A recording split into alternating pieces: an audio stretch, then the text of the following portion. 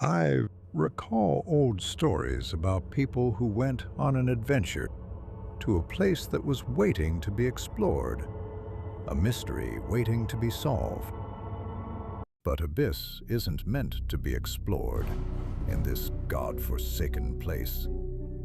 Some people lose their bodies, some lose their minds, and some come back missing something they can't name. Hello everybody, in this video I will show you, in my opinion, one of the most interesting worlds in anime. I will mostly focus on the stuff we are already given in manga and anime. Warning, there will be a few spoilers from the manga, so if you don't like spoilers, I would recommend you to click off this video. So, without further ado, let's start this journey.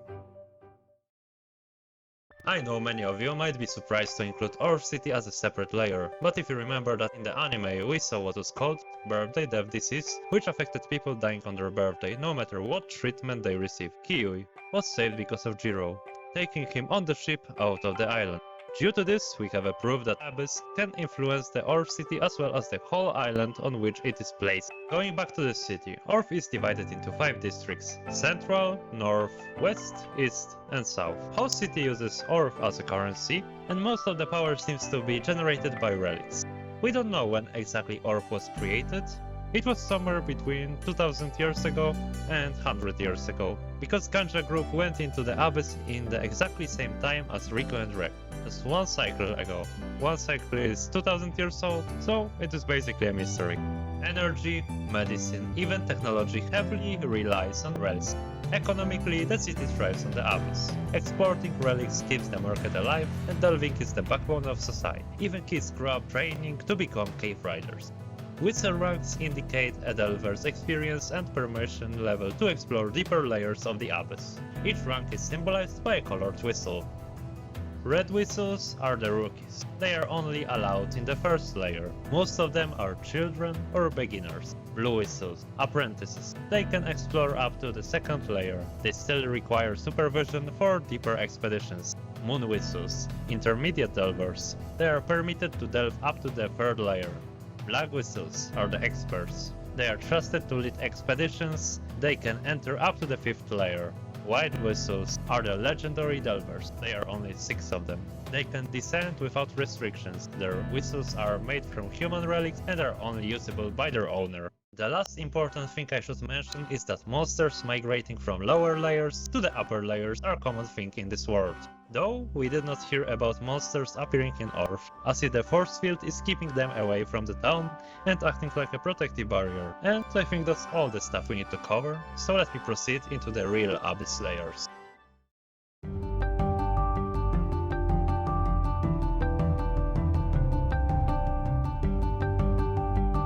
First descent into the Abyss can be deceptive. First layer, the edge of the Abyss, lives up to its name, a transitional zone where the surface world still looks familiar, but the signs of the Abyss are starting to show. Sun rays still break through the mist of first layer.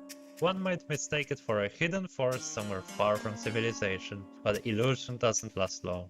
Subtle oddities betray the truth. Trees grow in the warp spirals. Fungi glow faintly even during the day. The first layer gives us the preview of the Abyss. It is here that the delvers first encounter the Abyss's most infamous phenomenon, the curse. In the first layer, the effects of the curse are barely noticeable, but they are real. Ascending from this layer can cause slight dizziness, a mild headache, or light nausea. Most red whistles doesn't even recognize it as something supernatural at first.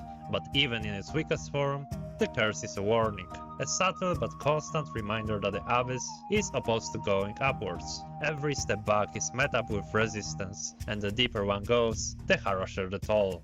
In this layer, sun rays still reach the cliffs, making this one of the layers where natural light is still frequent. That means day and night cycles are recognizable, unlike in the deeper layers, so the time spent in the Abyss is easily countable. The terrain resembles surface forests and rocky cliffs, making it deceptively welcoming. Many surfaces like trees, grass and cliffs appear normal, but some are oversized or mutated. Frequent light mists and fog roll through valleys and forests, reducing visibility and creating an eerie atmosphere.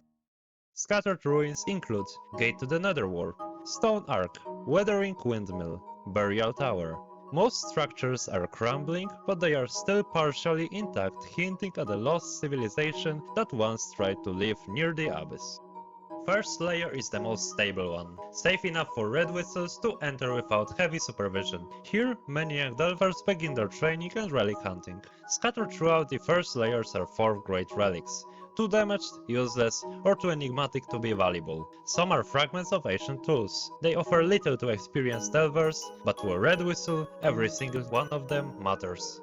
The edge of the abyss may be a training ground, but it is not a safe zone. It is home to both passive and predatory creatures. Some unique to this layer, others migrating from depths below. Silkfang, highly territorial insect with the ability to shoot web from its back. Agile and aggressive, Silkfangs are especially dangerous for new delvers. Their ambush tactics demand caution, coordination, and terrain knowledge to survive. Hammerbee, a thick-skulled bird-like beast with a brutal dive attack. It roams cliffside in search of small prey. Demonfish, stream-dwelling predators with armored scale and surprising speed. They are rather timid, but hunger can easily change that. Crimson Splitjaw and Sakawatari. Both are predators from lower layers. Occasionally they migrate upwards, driven by unknown instinct or hunger. Their presence is a grim reminder that delvers' safety in the abyss is never guaranteed. Even if you have more experience and a higher rank, you can easily die to those monsters while being careless. Dense forests, overgrown ruins, and sweeping, mist-covered valleys define this layer.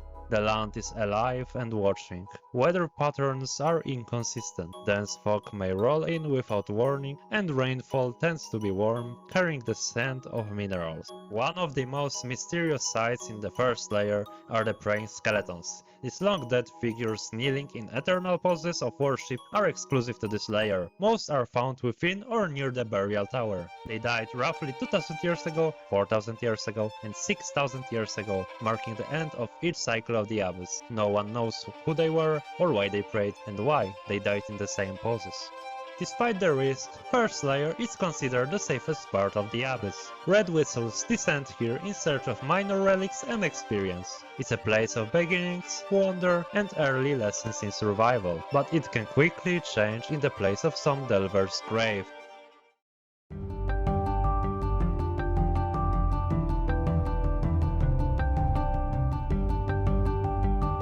This layer's name isn't about physical allure, it's about psychological seduction. The abyss seems to whisper in this place. Delvers report hearing voices, seeing familiar faces, and feeling drawn deeper. Many have disappeared without signs of battle, simply walking off into the forest, following a voice, a dream, or a vision.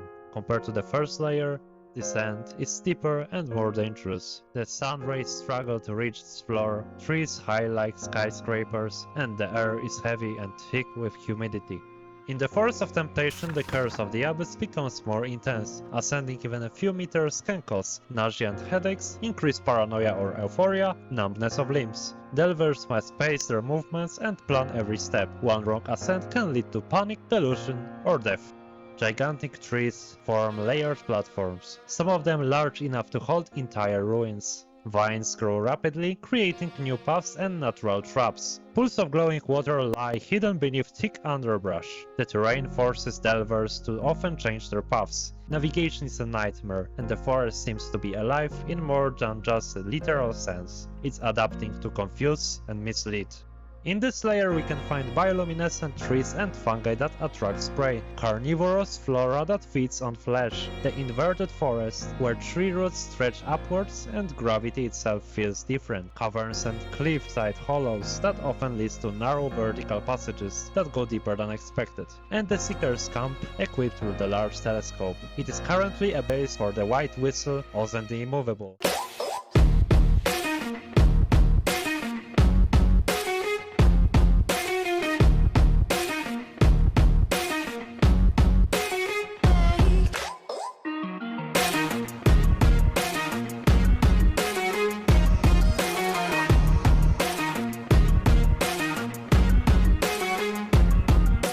And her team of delvers, Subterranean Bandits. Unlike the first layer, relics found here are far more valuable. Many are third-grade relics, rare enough to spark competition or conflict between delvers, because of their ability to help with cave raiding.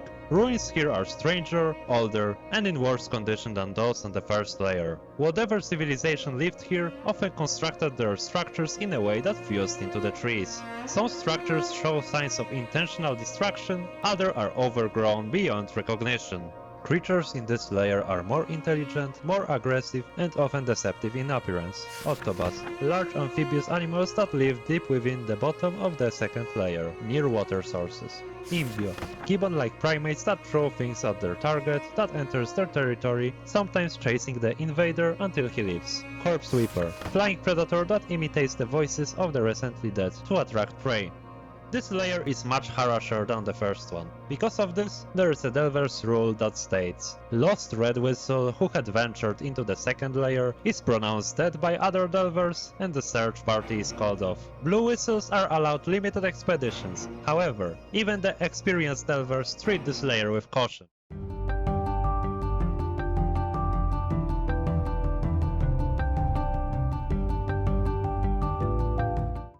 This is the Great Fault, third layer of the Abyss. Gone are dense forests and misleading beauty of the upper layers. This place is a gaping wound in the earth, an endless vertical shaft where the only way forward is downwards, and the sounds are infinitely echoing against stone, which hasn't been touched in thousands of years. It is here that the Abyss truly begins to feel otherworldly.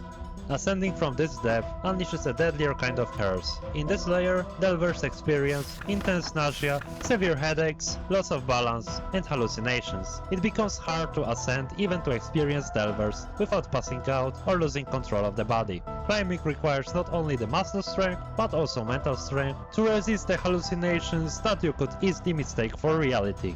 The Great Fault is less of a layer and more of a descent into vertical hole. It's a round crater stretching over 4,000 meters, with walls of cracked rock, skeletal remains of the beasts, and crumbling ledges offering only the illusion of safety. This layer has no floor, only ledges, caves, and crevices that must be navigated while constantly descending. Wind blows through the shaft in uneven bursts, and you can faintly hear the echoes of the movement, either yours or something else's that could be behind your back. Sunlight doesn't reach this far, yet this layer is still so bright that it is perfectly visible from above. Rocks here are fossilized with the remains of the ancient creatures. Some delvers said that the cliff itself is built from the bodies of monsters that tried to ascend and were turned to the stone by the curse. This layer channels bursts of wind strong enough to dislodge climbers or scatter loose gear. Thin mists sometimes drift across the shaft, reducing visibility. Delvers survived here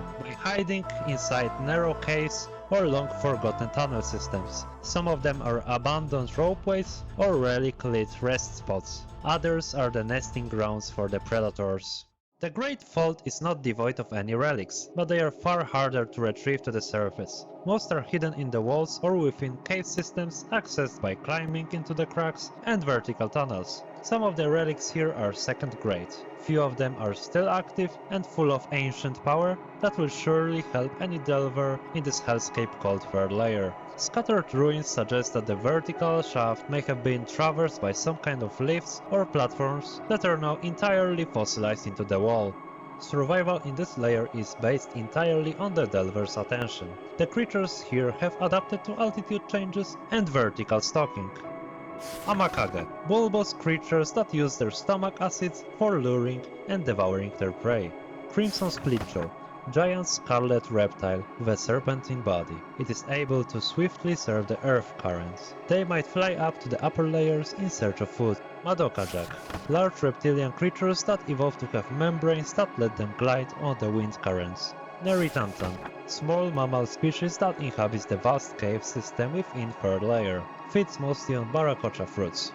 Unlike the earlier layers, where nature still offers a sense of life and balance, the Great Fault feels cold, alien, and unwelcoming. Many delvers feel a sense of being watched, not by creatures, but by the abyss itself. In some narrow caves, ancient writing have been scratched into the walls. Some warnings, other prayers, and the rest are cries for help.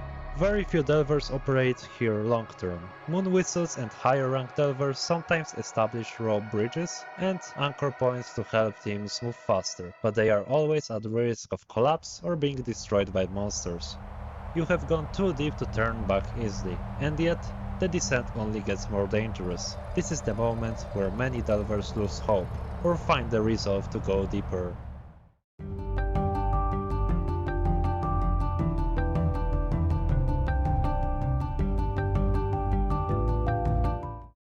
And that brings us to the end of our descent, for now. From the misty forest of the first layer to the endless trough of the Great Vault, it's clear that Abyss isn't something you can easily explain. If you enjoy this descent, consider leaving a like, clicking the subscribe button or commenting. It helps me to develop and to see if you would like me to cover the lower layers. Thanks for watching and stay tuned for more.